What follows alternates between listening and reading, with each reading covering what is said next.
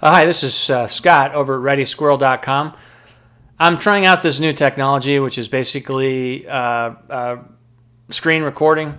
So bear with me. If you'd rather just go over to the article, I'll have a link in the video down below. This article is 35 tips for food storage and mistakes to avoid. You're not crazy for storing food. You're self-reliant. Hey, there's a lot of things that can happen besides major catastrophes. It could be family specific. Somebody loses a job, somebody gets sick. You need to help a family member out. 27 disasters to consider when planning for food storage. Not all of these are going to apply to you, but there's a list in the article that you can go over and take a look at. Prepare food storage for the 3 scenarios. So I guess the main scenario, what 99% of us are going to be doing, is what's called bugging in. We're going to stay in place, basically stay in our house so we can have 2,000-3,000 pounds of food and a couple thousand pounds of water stored in blue drums. That's not a big deal. But if we're going to leave a disaster in a vehicle, or if we're going to walk out of an emergency with a bug out bag, then we need to consider weight and how much things are going to weigh. So you want to prep for that. You want to have at least everybody have a backpack and have a plan for people to carry their water out. Rather, not carry their water out. It's not what I meant to say. If you're walking out of a situation, you're going to want to plan for purifying your water with like a backpack filter or something like that. Water weighs 8.25 pounds, I think it is, per gallon. So you need a minimum of 1 gallon of water per day, according to FEMA. So it doesn't take long. 4 gallons of water, that's 32 pounds. The average pack weight is, I think it's supposed to be no more than 20% of your body weight, and that's if you're in good shape. Hey, I've hiked whole states on the AT, and I can tell you right now, a 60-pound pack, if you had to walk 10, 15 miles, that can be brutal. Or for some people, not doable. So that's a significant consideration when you're looking at your food storage. Walking out of an emergency, leaving from a disaster in your vehicle, and sheltering in place. Again, most of the time you're going to shelter in place, but if you have to bug out, think ahead. So I guess I got ahead of myself. So significant consideration is the weight of emergency food and water. Bulk food storage is cheaper than purchasing prepackaged items. So once you get going with this, once you get comfortable, once you build up a little bit, go slow. You can consider, getting large bags of hard grains like wheat, durum wheat, soft grains, stuff like that, flour, salt, sugar, dry beans, pasta, white rice. How location and environment affect food storage planning. So you basically want to look at where you live and what the most likely scenario is. I'm 60 miles from New York City, 8.3 million people. Anything major that happens, it's going to be, it's going to be almost impossible to get out of here by vehicle. So I'm either going to be walking out or I'm going to be staying right where I'm at. In my location, and what I'm using these for is these bullet points here is I'm using this to kind of think about what kind of food I should store and how I'm going to use it. So I'm in sub-zero temperatures. They're common in the winter months. Our power goes out all the time because we have outdated old electronic system. There's 6 nuclear plants close enough to cause a problem. National catastrophes affect this area. Mildly affected by hurricanes. We did have some issues here. Actually, I think people were without power for like 3 weeks. That was before I moved here. And flooding is possible. So how the characteristics of emergency environment will affect my supply is I might be cooking without electricity. I might not have heat. So those are things to consider. What kind of food I store.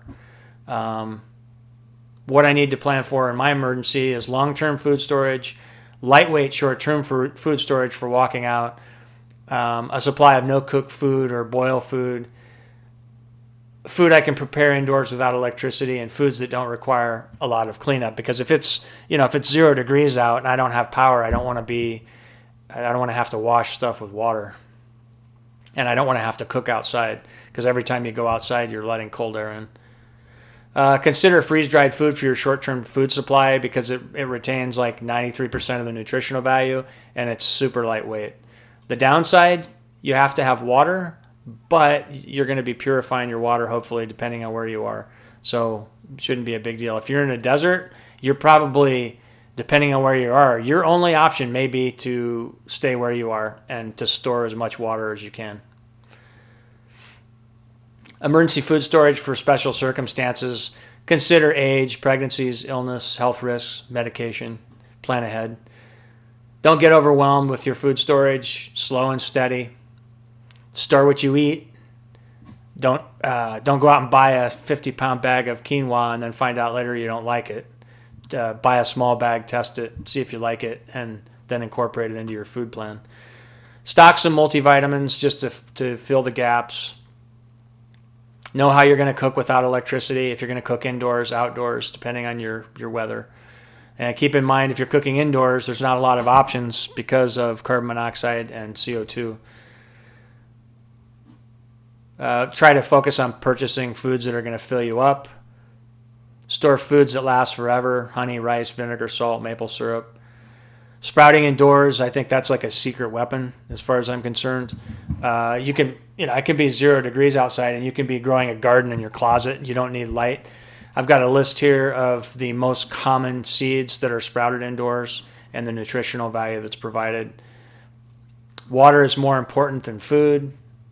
You can only last 3 days, sometimes 4 days, depending on the environment without water. You need water. Water is more important than food, for sure. When it comes to water storage, you have options. I suggest using more than one of these. You can purify water. You can store water in food-grade 55-gallon drums. Purchase water bottles. Boil fresh water. Chlorinate water with bleach or pool shock. So you have all these options. I would have more than one way to clean your water. Any scale of gardening is a plus. Indoors, outdoors. You can have a grow light. You can, in an apartment in an urban area, you can have a grow light. You can join a gardening club. You can grow on a patio if you have one. You can grow in a closet with a grow light. There's a lot of options. Easy to grow herbs and vegetables for emergency gardening. I've got a list of those here. Simple to grow. Purchase garden seed before you need them. Some tips for storing your garden seed. Average shelf life of stored vegetable seeds. Start saving your garden seeds. Learn food preservation techniques like canning and smoking. Also learn FIFO, first in, first out. It's what restaurants use to keep track of your food storage items so they don't go bad, to make sure you're incorporating them like into your regular diet. Test foods you plan on storing. I think I already said something about that, but don't go buy a 100-pound bag of something you've never eaten. Test it first. Match your survival food to your skills and needs. If you can't cook, you want to consider that when you're storing food that you're going to need in an emergency. How food is packaged is important. It's a good example here. White rice stored in the regular plastic bag from the grocery store will last 4 to 5 years. You put that same rice in a number 10 tin can that's hermetically sealed, and you get 30 years out of it. Don't rush to build your food storage. Go slow. Start slow. Try to purchase non-perishables that you can incorporate into your regular diet. Consider foods that are rationed in times of national disaster. Meat, flour, pasta, dry beans, lentil, canned beans, canned tomatoes, peanut butter, bread, rice. During this last COVID epidemic, there was like no lettuce in the grocery store. The vegetables look really bad. There were hardly any vegetables and hardly any lettuce, and what they had looked bad. They ran out of yeast. They started rationing meat and flour. I think if you were in the Midwest, you might not even have dealt with this. So again, I'm 60 miles from New York City, so keep that in mind. Keep copies of manuals and how-to stuff in your emergency folder. Like if you're going to treat water with bleach, have the ratios and how you're going to treat the water with the bleach in the folder in your emergency pantry so you know how to do it. Build redundancy into your emergency food supply. Certain foods are going to have multiple uses: salt, hard alcohol, baking soda, soy sauce, peanut butter, dried pasta, white rice. There's just things that can be like the bedrock of your overall food storage. Here's a list of 31 hygiene and sanitation supplies for emergency food storage. Things you might want to consider if you're without running water or electricity. Know your ideal storage environment: cool, dry, dark, protected from sunlight. And for emergency food storage, finally, try it, test it, use it, plan it, learn it. Don't just buy it. And that goes for gear too. Don't just buy it and throw it in a closet. Thanks, guys. Have a great day.